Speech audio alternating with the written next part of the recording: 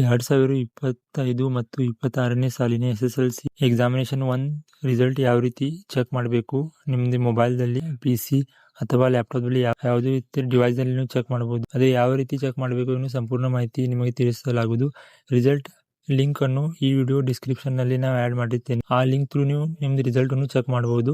ಆದರೆ ರಿಸಲ್ಟ್ ಯಾವ ರೀತಿ ಚೆಕ್ ಮಾಡಬೇಕು ಅನ್ನೋ ಈ ವಿಡಿಯೋದಲ್ಲಿ ತಿಳಿಸ್ತೇನೆ. ಫಸ್ಟ್ ಆಫ್ ಆಲ್ ಗೂಗಲ್ ಆ್ಯಪ್ದಲ್ಲಿ ನೀವೇನು ಸರ್ಚ್ ಮಾಡಬೇಕಂದ್ರೆ KAR.nic.in 2026 ಸರ್ಚ್ ಮಾಡಬೇಕು. ಅದಾದ್ಮೇಲೆ ಫಸ್ಟ್ ಲಿಂಕ್ದಲ್ಲಿ ನೀವು ಕ್ಲಿಕ್ ಮಾಡಿದರೆ ಲಿಂಕ್ ಓಪನ್ ಆಗುತ್ತೆ. ಅಥವಾ ಏನು ಮಾಡಬೇಕಂದ್ರೆ Karnataka.result.nic.in 2026 ಇವು ಎರಡು ಆಪ್ಷನ್ದಲ್ಲಿ ಯಾವುದೋ ಆಪ್ಷನ್ ನೀವು ಕ್ಲಿಕ್ ಮಾಡಿದರೆ ಅದೇ ಲಿಂಕ್ ಹೋಗುತ್ತೆ. ಒಂದೊಂದು ಟೈಮ್ ಏನಾಗುತ್ತೆ ಅಂದ್ರೆ ಲಿಂಕ್ ಸ್ಟಾರ್ಟಿಂಗ್ದಲ್ಲಿ ಸಿಗುತ್ತೆ ಅಥವಾ ಲಿಂಕ್ ತಳಗೆ ಸಿಗುತ್ತೆ.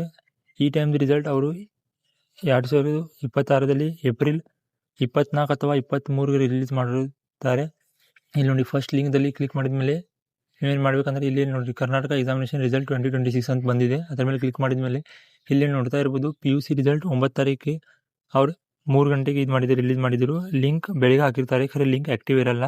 ಆದರೆ ಲಿಂಕ್ ಆ್ಯಕ್ಟಿವ್ ಅವ್ರು ಏನು ಟೈಮ್ ಹೇಳ್ತಾರಲ್ಲ ಅದೇ ಟೈಮ್ಗೆ ಲಿಂಕ್ ಆ್ಯಕ್ಟಿವ್ ಆಗುತ್ತೆ. ಸೊ ಅವ್ರು ಏನು ಟೈಮ್ ಇನ್ಫಾರ್ಮ್ ನೀವು ಮಾಡಿರ್ತಾರಲ್ಲ ಅವರು ನಿಮಗೆ ಪೇಪರ್ದಲ್ಲಿನೂ ಬರುತ್ತೆ, ನ್ಯೂಸ್ ಪೇಪರ್ದಲ್ಲಿನೂ ಆ ಟೈಮಿಂಗ್ ಅವ್ರು ಸ್ಪೆಸಿಫಿಕ್ ಕೊಟ್ಟಿರ್ತಾರೆ. ಅದೇ ಟೈಮಿಂಗ್ ರಿಸಲ್ಟ್ ಅನೌನ್ಸ್ ಆಗುತ್ತೆ ಅದೇ ತಾರೀಕು.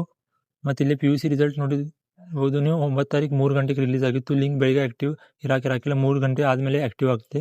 PUC ಅವ್ರು ಇನ್ಫಾರ್ಮ್ ಮಾಡಿದ್ದಾರೆ. ಈಗ ಇದೇ ಲಿಂಕ್ ತಳಗೆ ಅವರು SSLC ರಿಸಲ್ಟ್ದು ಲಿಂಕ್ ಕೊಡ್ತಾರೆ. ಈಗ ಅದು ಲಿಂಕ್ ಇಲ್ಲೇ ಇಲ್ಲ, ಖರೆ ಅದು ಲಿಂಕ್ ಇಲ್ಲೇ ಕೊಡಲಾಗೋದು. ಅದೇ ಲಿಂಕ್ ಕ್ಲಿಕ್ ಮಾಡಿದ ಮೇಲೆ ನೀವು ಡೈರೆಕ್ಟ್ಲಿ ಈ ವೆಬ್ಸೈಟ್ಗೆ ಬರ್ತೀರಾ. ಇದು ಇಲ್ಲಿನ ಎಕ್ಸಾಂಪಲ್ 2025 ರಿಸಲ್ಟ್ ಎಕ್ಸಾಮಿನೇಷನ್ 1 ರಿಸಲ್ಟ್ಲೇ ನಿಮಗೆ ಒಂದು ಎಕ್ಸಾಂಪಲ್ ಲೈವ್ ಪ್ರೂಫ್ದಲ್ಲಿ ತೋರಿಸ್ತೀನಿ. ಇಲ್ಲಿ ಏನು ಮಾಡಬೇಕು ಅಂದ್ರೂ ಫಸ್ಟ್ ಇಲ್ಲಿ ನೋಡ್ತಾ ಇರ್ಬೋದು ಈ 2025 ಎಕ್ಸಾಮಿನೇಷನ್ 1 ರಿಸಲ್ಟ್ ಇದೆ. ಯಾಕಂದ್ರೆ 2026 ಇನ್ನೂ ರಿಲೀಸ್ ಆಗಿಲ್ಲ, ಆದ್ರೂ ನಾ ಇದು ವಿಡಿಯೋ ಹಾಕತ್ತೀನಿ. ಯಾಕಂದ್ರೆ ಸೇಮ್ ಪ್ರೊಸೀಜರ್ ಇರುತ್ತೆ, ಪ್ರೊಸೀಜರ್ ಏನು ಚೇಂಜ್ ಇರಲ್ಲ, ಪ್ರೊಸೀಜರ್ ಇದೇ ಟೈಪ್ ಇರುತ್ತೆ. ಏನು ಮಾಡ್ಬೇಕಂದ್ರೆ ಫಸ್ಟ್ ಈ ಥರದಲ್ಲಿ ಎಂಟರ್ ರಿಜಿಸ್ಟ್ರೇಷನ್ ನಂಬರ್ ಇರುತ್ತೆ. ನೀವು SSLC ನಿಮ್ದು ಬೋರ್ಡ್ ಏನು ನಂಬರ್ ಇರುತ್ತಲ್ಲ ರಿಜಿಸ್ಟ್ರೇಷನ್ ನಂಬರ್ ಅದು ಸರಿಯಾಗಿ ಇಲ್ಲಿ ಎಂಟರ್ ಮಾಡಬೇಕು. ಇಲ್ಲಿ ನೋಡ್ರಿ ಇಲ್ಲಿ ಏನು ರಿಸಲ್ಟ್ ಇದೆ 2025 ಇದು ರಿಸಲ್ಟ್ ಇದೆ. ಅದಕ್ಕೆ 2025 ಇದೊಂದು ಸ್ಟೂಡೆಂಟ್ ರಿಜಿಸ್ಟ್ರೇಷನ್ ನಂಬರ್ ಇದೆ. 2025015249 ಇದು ನಂಬರ್ ಇದೆ. ಆಮೇಲೆ ಏನು ಮಾಡ್ಬೇಕಂದ್ರೆ ಎಂಟರ್ ಡೇಟ್ ಆಫ್ ಬರ್ತ್ ಇದೆ. ಇಲ್ಲಿ ಫಸ್ಟ್ ನೀವು ಡೇಟ್ ಚೂಸ್ ಮಾಡಬೇಕು. ಅಂದ್ಮೇಲೆ ರಿಜಿಸ್ಟ್ರೇಷನ್ ನಂಬರ್ ಇರುತ್ತೆ. ಅದು ರಿಜಿಸ್ಟ್ರೇಷನ್ ನಂಬರ್ ಹಾಕಿದ್ಮೇಲೆ ಒಂದ್ಸಲ ವೆರಿಫೈ ಮಾಡಬೇಕು ರಿಜಿಸ್ಟ್ರೇಷನ್ ನಂಬರ್ ಸರಿಯಾಗಿದೆ ಇಲ್ವಾ. ಇದು ಮಾಡಿದ್ಮೇಲೆ ಇಲ್ಲಿ ಡೇಟ್ ಚೂಸ್ ಮಾಡಬೇಕು. ನಿಮ್ದು ಏನು date of birth SSLC hall ticket ಮೇಲೆ ಇರುತ್ತಲ್ಲ ಅದೇ ಡೇಟ್ ಅನ್ನು ಇಲ್ಲಿ ಚೂಸ್ ಮಾಡಬೇಕು. ಆಮೇಲೆ ಇಲ್ಲಿ ಮಂತ್ ಚೂಸ್ ಮಾಡಿದ ಮೇಲೆ ಇಲ್ಲಿ ಇಯರ್ ಇರುತ್ತೆ.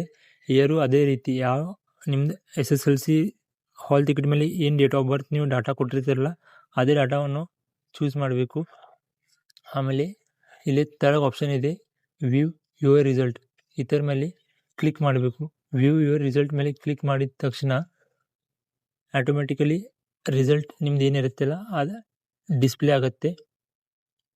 ಆ ರಿಸಲ್ಟ್ ಡಿಸ್ಪ್ಲೇ ಆಗಿದ ನಂತರ ನೀವು ಪ್ರಿಂಟನ್ನು ಯಾವ ರೀತಿ ತೆಗೆದುಕೊಳ್ಬೇಕು, ಇದು 2026ಗೆ ಒಂದು ಪ್ರೊಸೀಜರ್ ಇದೆ. ಸೇಮ್ ಪ್ರೊಸೆಸ್ ಇರುತ್ತೆ, ಆ್ಯಕ್ಚುಲಿ ಎಕ್ಸಾಕ್ಟ್ಲಿ ಸೇಮ್ ವೆಬ್ಸೈಟ್ ಇರುತ್ತೆ, ಸೇಮ್ ಪ್ರೊಸೆಸ್ ಇರುತ್ತೆ. ಈಗ ಅವ್ರು PUC ಲಿಂಕ್ ಅಷ್ಟೇ ಆ್ಯಕ್ಟಿವ್ ಮಾಡಿದ್ದಾರೆ. ಸ್ವಲ್ಪ ಕೆಲವು ದಿನಗಳಲ್ಲಿ ರಿಸಲ್ಟ್ ಬಂದಿದ ಮೇಲೆ ಆ್ಯಕ್ಟಿವ್ ಆಗುತ್ತೆ. ನೋಡಿರಿ ಈ ಟೈಪ್ ರಿಸಲ್ಟ್ ನಿಮಗೆ ಆಟೋಮೆಟಿಕಲಿ ಡಿಸ್ಪ್ಲೇ ಆಗುತ್ತೆ. ನೀವು ಒಂದ್ಸಲ ನೀವು ಮಾರ್ಕ್ಸ್ ವೆರಿಫೈ ಮಾಡೋಕ್ಕೆ ಪರ್ಸೆಂಟೇಜನ್ನು ನೀವು ತೆಗೆದುಕೊಳ್ಬೋದು. ಅದನ್ನು ಟೋಟಲ್ 625 ಮಾರ್ಕ್ಸ್ ಇರುತ್ತೆ. ಅದರಲ್ಲಿ ನಿಮ್ದು ಏನು ನಿಮಗೆ ಮಾರ್ಕ್ಸ್ ಸಿಗಿರ್ತಾರಲ್ಲ ಅದರಲ್ಲಿ ಡಿವೈಡ್ ಮಾಡಿ ಇಂಟು 100 ಮಾಡಿದರೆ ನಿಮ್ಮ ಪರ್ಸೆಂಟೇಜ್ ಬರುತ್ತೆ. ಖರೆ ಈ ಥರ ಯಾವ ರೀತಿ ಪ್ರಿಂಟ್ ಹೊಡಿಬೇಕನ್ನೋ ನಿಮಗೆ ಹೇಳ್ತೇನೆ.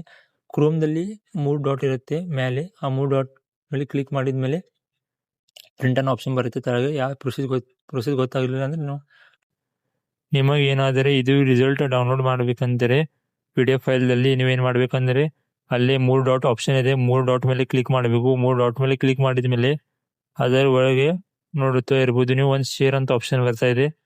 ಆ ಶೇರ್ ಆಪ್ಷನ್ದಲ್ಲಿ ಕ್ಲಿಕ್ ಮಾಡಬೇಕು. ಆ ಶೇರ್ ಆಪ್ಷನ್ದಲ್ಲಿ ಕ್ಲಿಕ್ ಮಾಡಿದ ನಂತರ ಅಲ್ಲಿ ಪ್ರಿಂಟ್ ಆಪ್ಷನ್ ಇದೆ. ಆ ಪ್ರಿಂಟ್ ಆಪ್ಷನ್ದಲ್ಲಿ ಕ್ಲಿಕ್ ಮಾಡಿದ ನಂತರ ನೀವು ಅಲ್ಲಿ PDF ಅಂತ ಆಪ್ಷನ್ ಬರ್ತಾ ಇದೆ, ಡೌನ್ಲೋಡ್ PDF ಅಂತ ಯೆಲ್ಲೋ ಕಲರ್ ಸಿಂಬಲ್ದಲ್ಲಿ. ಅದರ ನೀವು ಅಲ್ಲೇ ನೀವು ಇದು ಮಾಡಬೇಕು ಇದು. Okay, thank you.